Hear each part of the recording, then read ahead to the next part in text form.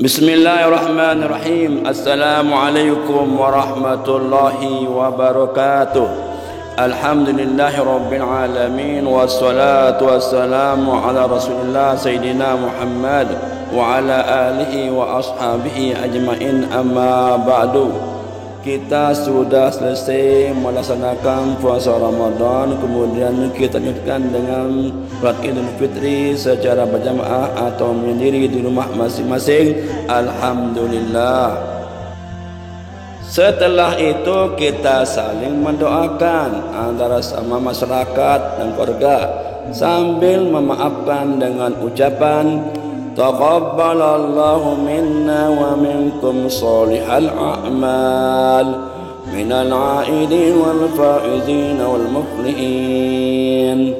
Artinya semoga Allah menerima amal soleh kita dan Allah memberikan kita orang-orang yang kembali, orang-orang yang beruntung dan orang-orang yang bahagia. Ada sebagian masyarakat yang langsung ke makam orang tua dan keluarga mereka dengan tujuan menjadi peringatan dan mendoakan mereka juga. Mereka datang ke makam orang tua dengan membawa air dan bunga rampai. Untuk apa air dan bunga rampai itu?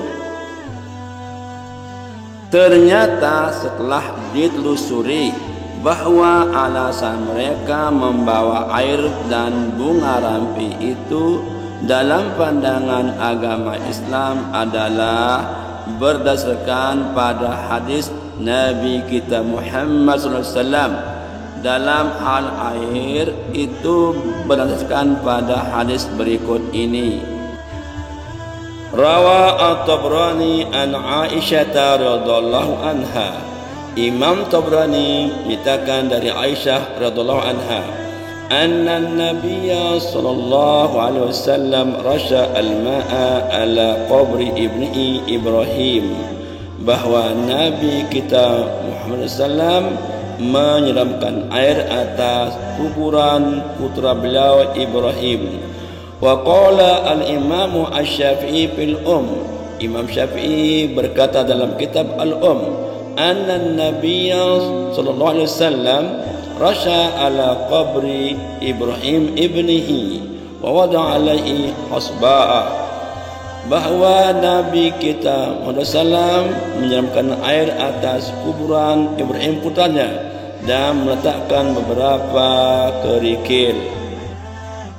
Sedangkan masalah kedua, masalah bunga rampai yang ditaruh di atas kuburan sebagaimana yang kita lihat adalah berdasarkan pada hadis Nabi kita Muhammad sallallahu alaihi wasallam sebagai berikut.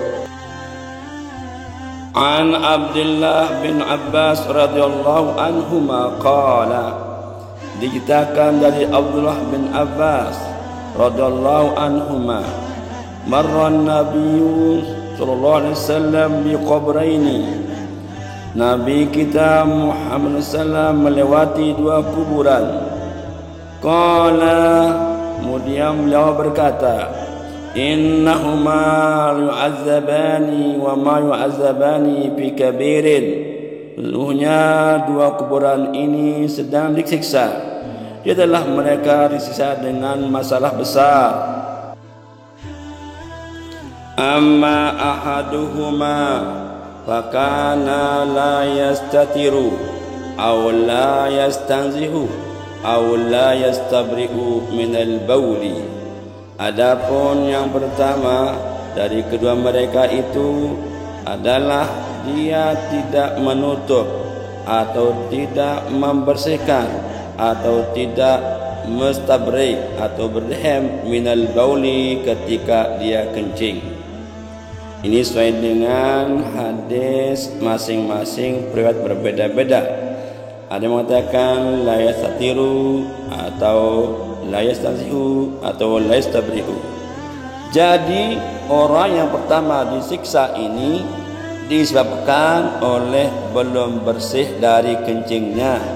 Dia tidak melakukan pembersihan seutuhnya sehingga pakaiannya masih kotor dalam waktu solat.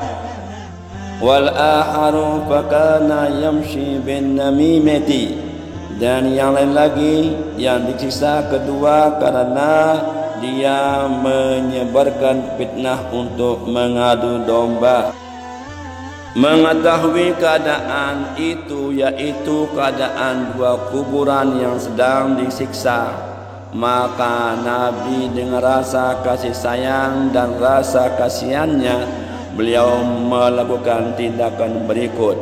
Fa'akhadha jadatan rotbatan fasyaqaha nisfaini, maka Nabi mengambil selapak kurma basah yang dipecahnya menjadi dua. Faqarza ala kulli kubrin wahidatan, pada masing-masing kuburan itu ditanam satu sepelepah kurma. Faqalu ya Rasulullah lima fa'alta hadza, mengetahui tindakan itu para sahabat bertanya, ya Rasulullah lima fa'alta hadza, hai Rasulullah, kenapa engkau melakukan hal ini?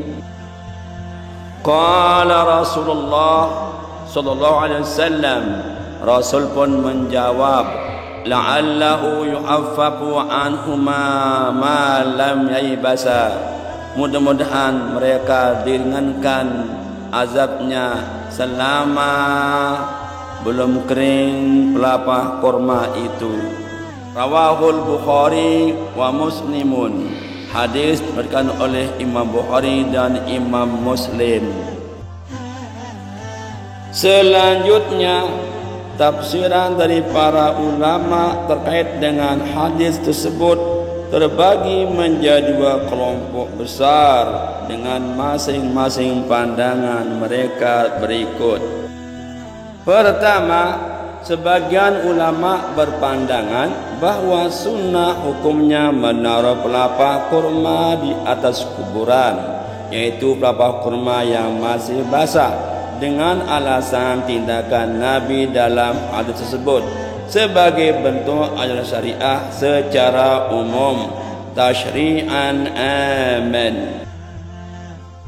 Alasan yang memperkuat pandangan ini adalah firman Allah tentang benda-benda yang bertasbih, yaitu firman Allah pada surat Al-Isra ayat 44. Bismillahirrahmanirrahim. Tusabbihu lahu as-samawati as-sab'u wal ardu wa man fihinna wa in min shay'in illa yusabbihu bihamdihi walakin la tafqahuna tasbihahum innahu kana haliman ghafura. Artinya, langit yang tujuh, bumi dan semua yang ada di dalamnya bertasbih kepada Allah, dan tidak ada satupun melainkan bertasbih dengan memujinya. Tetapi kamu tidak mengerti tasbih mereka. Sungguh Dia Maha Penyantun, Maha Pengampun. Berdasarkan pada hadis dan ayat Al-Quran tadi, maka bacaan Al-Quran dan zikir lainnya tentu akan lebih utama bagi orang yang meninggal dunia untuk diringankan siksaannya daripada sekadar pelepah kurma basah atau bunga rampai yang bertasbih memuji Allah dan yang manusia tidak tahu cara mereka bertasbih. Jadi demikianlah pandangan ulama yang pertama, yang menyatakan dianjurkan meletakkan benda basah di atas kuburan karena mengikuti sunnah Rasul, yaitu mengikuti cara Nabi yang menaruh pelepah kurma basah di atas kuburan. Sementara ulama kelompok kedua melihat bahwa apa yang dilakukan oleh Nabi kita Muhammad SAW itu bukan sebagai ibadah, karena ibadah perlu dalil yang memperkuatnya, sehingga tidak perlu diikuti. Demikianlah pandangan ulama kedua ini. Jadi siapa yang benar? Wallahu a'lam bishawab. Allah yang lebih mengetahui siapa yang benar. Tapi kita sebagai umat tidak perlu menyalahkan orang lain, apalagi mengatakan ini bid'ah sesat, ini bid'ah sesat, ini bid'ah sesat. Sebab mereka melakukannya berdasarkan dalil. Tapi yang tepat, Allah lah yang lebih mengetahui siapa yang benar. Demikian, semoga bermanfaat bagi kita semua untuk menambah wawasan dan ilmu pengetahuan kita tentang ajaran Islam. Assalamualaikum warahmatullahi wabarakatuh.